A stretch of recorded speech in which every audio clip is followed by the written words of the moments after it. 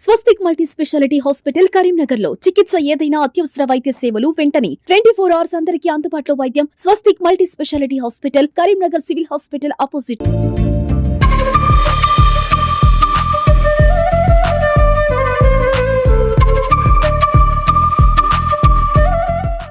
Madam లాగా చేద్దామని నేను స్టార్ట్ చేసిన కార్యక్రమాలు చాలా ఉన్నాయి కానీ నేను మేడం చెప్పలేదు. ఎందుకంటే నాకు గురువు గారు కాబట్టి వెనకాల నుంచి కొన్ని చేస్తూ ఉన్నాను నాకు తోచిన మంచి. అలాగే సంగీత పరంగా నేను కర్ణాటక శాస్త్రీయ సంగీతంలో ఎంఫిల్ పట్టభద్రురాలని. గోండు భాషలో ఉన్న పాటలన్నీ కూడా సేకరించి ఆ పాటలన్నింటినీ భవిష్యత్ తరాలకు అందించింది. అక్కడ మా గాడేపల్లి సూర్యకాంతి గారు ఉన్నారు. పాటలు చక్క రాసి పడేస్తాం. రంగరాజు పద్మజ గారు ఉన్నారు, తను పాడేస్తుంది మన శ్రీవాణి. కానీ ఎవరు సేకరించారు? అలిఖితంగానే ఉన్నాయి చాలా పాటలు ఇప్పటి వరకు. వాటన్నింటినీ సేకరించి భవిష్యత్ తరాలకు అందించడం అనేది చాలా గొప్ప కార్యక్రమం. ఆ కార్యక్రమాన్ని ఇంత చిన్న అమ్మాయి చేసింది. ఇంత చక్కగా ఉంది ఆ చప్పట్లు.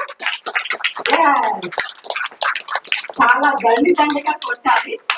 మరి అమ్మాయిని వెతికి తీసింది ఎవరు? అందరూ మట్టిలో మాణిక్యాలి. నేను చెప్తా, నాకెవ్వరు అక్క చెల్లెలు లేరు. నాకు చాలా ఏడుపు వచ్చేది. అందరూ స్కూల్లో మా అక్క రిప్పళ్ళు కొనింది, మా అక్క గాజులు కొనింది, ఇది మా అక్క కొనిపెట్టింది, ఇది మా చెల్లెలు ఇచ్చిందంటే నాకు చాలా బాధ చేసింది. అందుకని అక్షరయానం పెట్టా. మీరందరూ అక్క చెల్లెలు కదా, నాకు ఎంత సంతోషం ఉంటుంది చెప్పండి. అలా ప్రతి జిల్లాకి మనకు ఒక హెడ్ ఉంటారు. ఆదిలాబాద్ హెడ్ మా కిరణ్మయ్యి. ఎక్కడున్నావు తల్లి? గబాల్లో ఒక రోజు రాత్రి ఫోన్ చేస్తుంది 11 గంటలకి. ఏంటి కిరణ్ అంటే, నాకు ఇప్పుడు ఒక అద్భుతమైన ఆలోచన వచ్చింది. మన అక్షరయానంకి వారొకరు వచ్చి కార్యక్రమం చూశారట, చాలా బాగుంది రాదండి. అందుకని వాళ్ళు మనకి ఒక కార్యక్రమం చేద్దామంటున్నారు.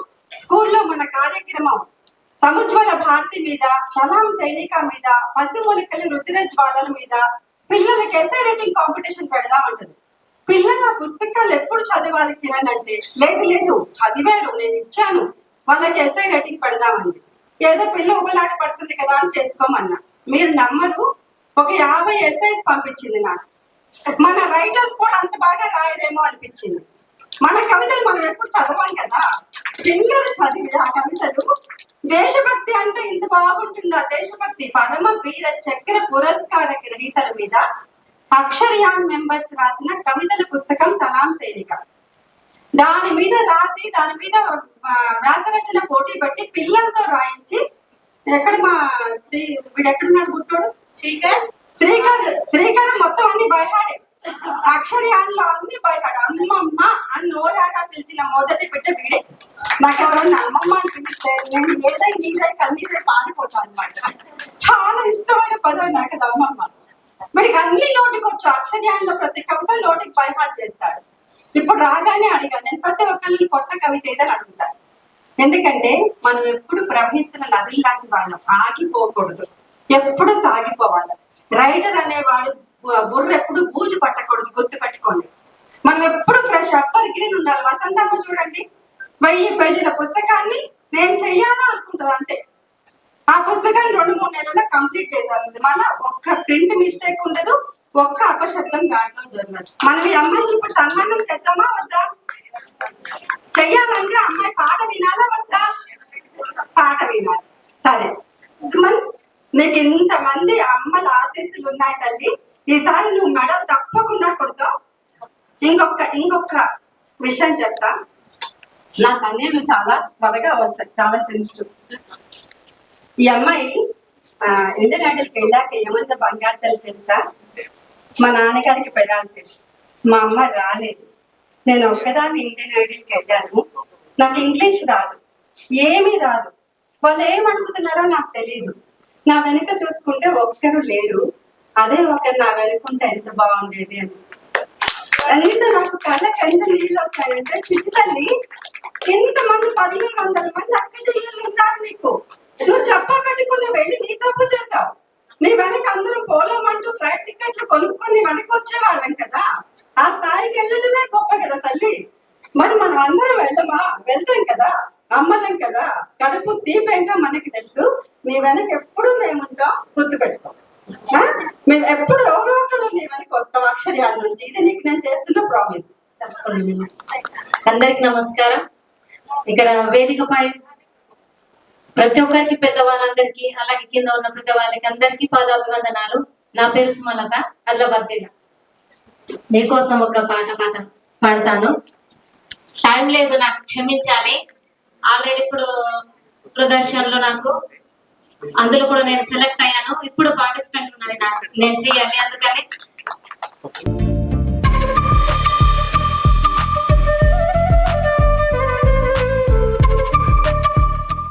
ఎప్పుడు ఎక్కడ ఎవరు పిలిచినా కూడా నేను రాను అన్నది నాకు వాక్కు, అమ్మవారు ఇచ్చిన వరం.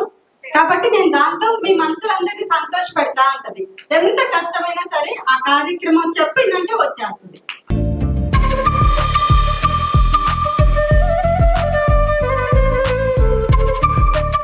సుమన్ టీవీ ప్రేక్షకులకి నమస్కారం.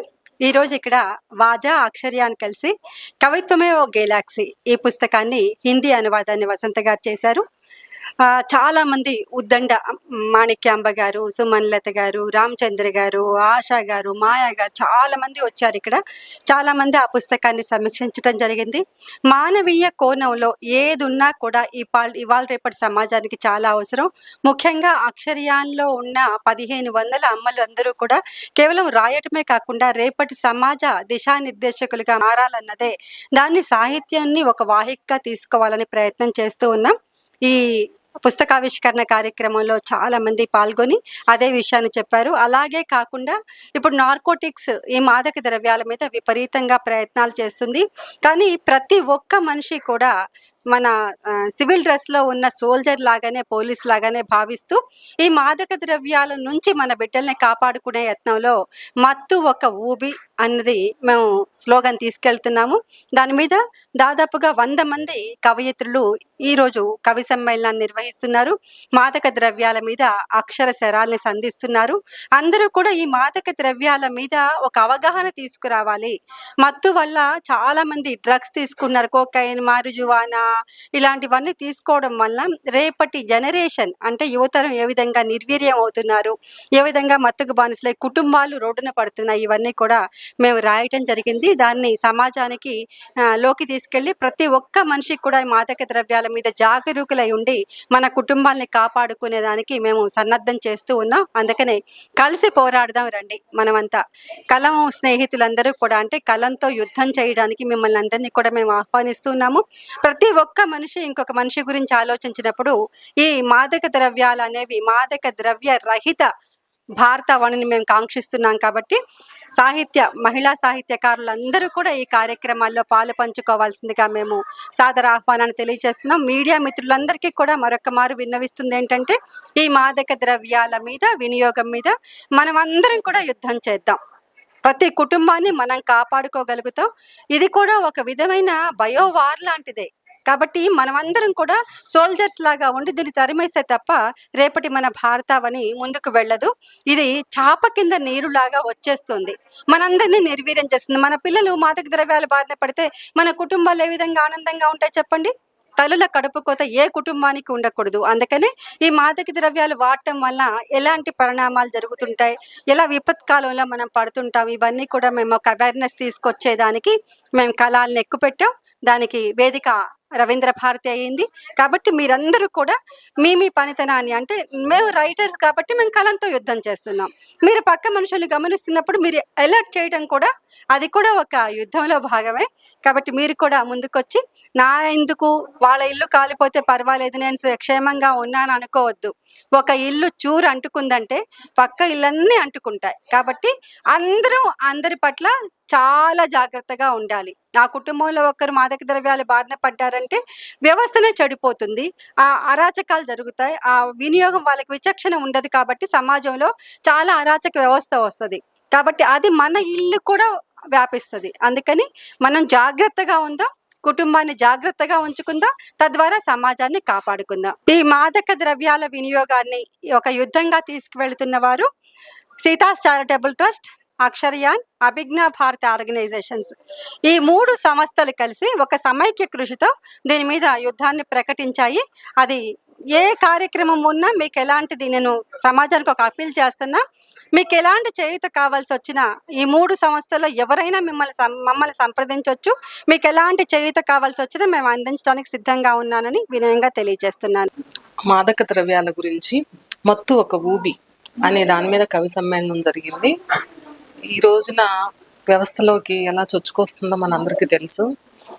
డ్రగ్స్ రూపంలో యువత ఎలా పాడవుతున్నారో మనకు తెలుసు. దాని మీద ఈరోజు ఈ కవి సమ్మేళనం జరుగుతుంది. అక్షయాన్ సాంస్కృతిక శాఖ, సీతాస్, అభిజ్ఞాన్ భారతి ఆధ్వర్యంలో. అంతేకాకుండా ఈరోజు అయినంపూడి శ్రీలక్ష్మి గారి ఒక కవిత్వమే ఒక గెలాక్సీ కవితల అనువాదం, హిందీ అనువాదం, వసంత గారి చేత హిందీ అనువాదం పుస్తకం ఈరోజు రిలీజ్ చేయటం జరిగింది. ఈరోజు కార్యక్రమం అంతా చాలా బాగా జరిగింది. చాలామంది ఆహుతులు వచ్చారు. ఈ రోజున డ్రగ్స్ మీద ఈరోజు ఈ కార్యక్రమం జరగటం చాలా సంతోషంగా ఉందండి. ఎందుకంటే అది ఈరోజు మన కుటుంబ వ్యవస్థలో కూడా చొరబడింది. మన పిల్లలు కూడా దాని బారిన పడుతున్నారు. ఎంతలా అంటే స్కూల్ పిల్లలకి చాక్లెట్ల రూపంలో కూడా అవి డ్రగ్స్ అందుతున్నాయి. ఇది చాలా విచారకరం. దాని గురించి అక్షయాన్ మన ఉమెన్స్ రైటర్స్ ఫోరమే కాకుండా తెలుగు సాంస్కృతిక శాఖ వాళ్ళే కాకుండా అందరూ, మా అభిజ్ఞాన భారతి, సీతాస్ అందరూ కలిసేసి దీన్ని కవి సమ్మేళనగా ఎంతో కొంతవరకన్నా మార్పు రావాలని కోరుకుంటూ దీని మీద ఈ కార్యక్రమం చేయటం కూడా జరుగుతుంది. ఇది చాలా నియంత్రణ లేకుండా అయిపోతుంది. వ్యవస్థలో అలా చొచ్చుకొని వస్తుంది, అది నియంత్రణ లేకుండా. నా పేరు రాణి నల్లమోతు, సీతాస్ చారిటబుల్ ట్రస్ట్ ఫౌండర్ని.